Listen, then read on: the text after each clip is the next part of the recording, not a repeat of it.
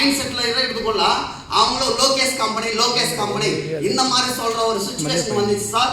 ஆனா இது அப்படியே கண்டினியூவா என்னோட டீமும் என்னோட பிரான்ச் கடை நான் இன்க்ரீஸ் பண்றதுக்கு நிறைய வாய்ப்புகள்லாம் இருக்கு சார். அது கூட சீக்கிரத்துல நான் எல்லாம் அது கடை நான் கம்ப்ளீட் பண்றேன் சார். பண்றது மட்டும் சார். இன்னொரு லாஸ்ட் விஷயம் சார் பிசினஸ் பார்த்துக்கிட்டு எவனும் பயப்படாதீங்க சார். ஒரே விஷயம் தான், இந்த பிரான்ச் மேனேஜருக்கு நான் சொல்றது எல்லாருக்கும் ஒரே ஒரு விஷயம் தான் சார்.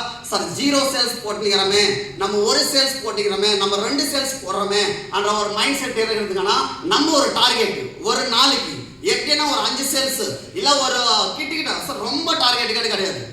ஒரு எப்படின்னா ஒரு மாசத்துக்குள்ள நம்ம எப்படின்னா ஒரு 50 சேல்ஸ் தொடணும் ஃபர்ஸ்ட், அதுக்கப்புறம் 100 சேல்ஸ், அதுக்கப்புறம் சார் ஒரு நாள் ஒரு டார்கெட் நம்ம வச்சு நம்ம பண்ணாலும் போதும் சார். இந்த பிரான்ச் மேனேஜர் அடுத்த கடைக்கு நீங்க ஃபர்ஸ்ட் பிளேஸ்க்கு வர்றதுக்கு நிறைய வாய்ப்பு இருக்கு சார். ஏன்னா போன வாட்டி 3rd பிளேஸ் தான் நான் வரும்போது சார் நம்மளும் பேசி விடுவார் என்ன சாரு.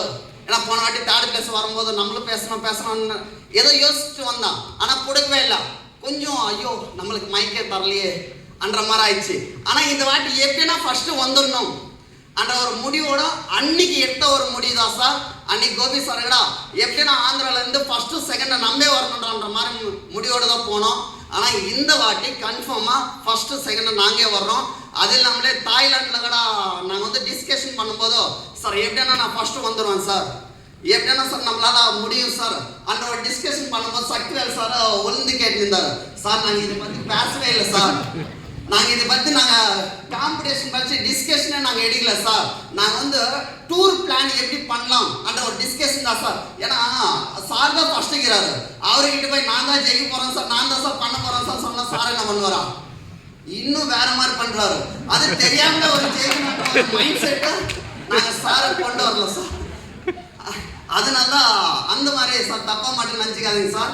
ஏன்னா அடுத்த கட்டத்துக்கு என் டீமை நாங்கள் ஆந்திராலேருந்து என் டீம் ஃபர்ஸ்ட் பிளேஸ் வரணுன்ற ஒரு எண்ணத்தை நான் கரெக்டாக கொண்டு வந்துட்டேன். இது தொடர்ந்து வர்றதுக்கு நிறைய வாய்ப்புங்க இருக்கு சார்.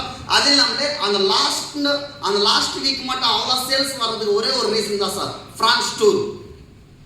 ஏன்னா 100 பேர் மேட்ச் கொடுத்துட்டு நம்மளுக்கு அடுத்த கட்டத்துக்கு போகிறது அவ்வளோ தொலை கூட்டு போகிறாங்கன்னா உண்மையாக நல்ல ஒரு விஷயம் சார். இது என் டீமுக்கு அந்த ஃப்ரான்ஸ் டூர் தான் ஒரு மோட்டிவேஷனாக, அந்த ஃப்ரான்ஸ் டூர் தான் சார், வேற எதுவும் கிடையாது. அதுக்கப்புறம் லாஸ்ட் வாரம் லெவல் 1 அன்னைக்கு லாஸ்ட் வாரம், லெவல் 2 அன்னைக்கு லாஸ்ட் வாரம், லெவல் 3 அன்னைக்கு லாஸ்ட் வாரம். காலையில் 6 மணிலேருந்து நைட்டு 10 மணி வரைக்கும் என் கூட என் பசங்க இருக்கிறதுக்கு ரீசனே இந்த 3 தான் சார். இந்த 3 விஷயத்தை மட்டும் நான் கரெக்டாக யூஸ் பண்ணியிருந்தனால தான் இன்னைக்கு நான் ஃபர்ஸ்ட் பிளேஸ் வந்திருக்கிறேன். அது பசங்கடா. ஆனால் நான் வர்றதுக்கு ரீசன் என் டீம் மட்டும்தான் சார். என் டீமும் எனக்கு கரெக்டாக ஒரு கோஆப்ரேஷன் கொடுத்துருந்துங்கன்னா நான் இந்த அளவுக்கு வளர்ந்து வந்திருக்கேன் சார். சார் நான் எதனா தப்பாக பேசினா என்னை மன்னிச்சுங்க சார். சார் இந்த வாய்ப்பு கொடுத்த துர்ரா சாருக்கு, எம்டி சாருக்கு చాలా தேங்க்யூ.